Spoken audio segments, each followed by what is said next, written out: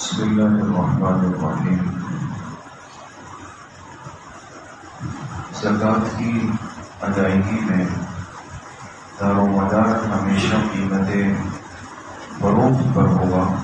نہ کہ قیمت خرید پر۔ یعنی ہر ایسی چیز، چاہے وہ سامان کی شکل میں ہو، چاہے وہ مکان کی شکل میں ہو یا دکان کی شکل میں ہو یا زمین کی شکل میں ہو، وہ ساری چیزیں جو انسان نے اس نیت سے رکھی ہو کہ میں اس کو آگے بیچ دوں گا، اگر مجھے اس کی اچھی قیمت، اچھے ریٹ مل جائیں گے، تو اس میں یاد رکھے کہ وہ چیز جب تک موجود ہے تو اس کی سالانہ زکوٰۃ ہوگی، اور وہ بھی قیمت فروخت کے اعتبار سے۔ جیسے مثال کے طور پہ کسی نے زمین لے کر رکھی ہوئی ہے اور ارادہ یہ تھا کہ مناسب ریٹ ملیں گے تو میں اس کو بیچ دوں گا۔ اب وہ زمین خریدی تو 5 لاکھ کی تھی، لیکن جب سال گزرا تو اب اس کی جو مارکیٹ ویلیو ہے اس علاقے کی وہ 10 لاکھ ہو گئی۔ تو زکوٰۃ کی ادائیگی میں قیمت فروخت یعنی 10 لاکھ کو دیکھا جائے کہ اس وقت کیا ریٹ چل رہا ہے، لہٰذا اس حساب سے زکوٰۃ نکالی جائے گی، نہ کہ قیمت فروخت کے اعتبار سے۔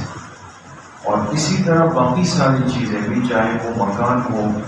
دکان ہو، زمین ہو یا سامان ہو، وہ سارا سامان تجارت وہ اسی حکم کے اندر شامل ہوگا کہ اس کی زکوٰۃ میں قیمت فروخت کو دیکھا جائے گا۔ اسی طریقے سے بہت سارے لوگ وہ شیئرز کا کام بھی کرتے ہیں، تو اگر شیئرز لیے جائیں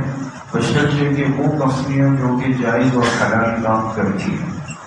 ایسی کمپنیوں کے شیئرز لینا جو کہ ناجائز یا سودی کام کرتی ہے تو وہ تو جائز ہی نہیں، وہ اس بحث سے خارج ہے۔ تو ان کمپنیوں کے شیئرز اگر کسی کے پاس ہو جو حلال جائز کام کر رہی ہو، تو سال گزرنے کے بعد ان شیئرز کی زکوٰۃ بھی ادا ہوگی، اور وہ بھی مارکیٹ ویلیو کے اعتبار سے۔ شیئرز کے اندر ایک فیس ویلیو ہوتی ہے اور ایک مارکیٹ ویلیو ہوتی ہے، تو اس میں بھی اعتبار جو ہے وہ مارکیٹ ویلیو کا ہوگا کہ اس وقت کیا چل رہی ہے، اور اسی کو پیش نظر رکھتے ہوئے اس کی زکوٰۃ ادا کی جائے گی۔ بعض دفعہ یہ ہوتا ہے کہ ایک چیز کی قیمت وہ متعین نہیں ہوتی، یعنی مثلاً اگر آپ ایک بروکر سے معلوم کریں تو وہ 100 بتائے گا، دوسرا 80 بتائے گا، تیسرا 60 بتائے گا مثال کے طور پہ۔ تو ایسی صورت میں بعض لوگوں کو تشویش ہوتی ہے کہ ہم قیمت فروخت کس کو سمجھیں، 100 کو سمجھیں یا 80 کو سمجھیں یا 60 کو سمجھیں۔ تو اس میں علماء نے یہی لکھا ہے کہ جو معتدل درمیان والا ہو، جو زیادہ رائج ہو، جیسے مثال کے طور پہ 100، 80، 60 میں درمیانہ جو ہے وہ 80 ہے، تو لہٰذا اسی کا اعتبار کرتے ہوئے زکوٰۃ ادا کی جائے گی۔ الحمدللہ رب العالمین۔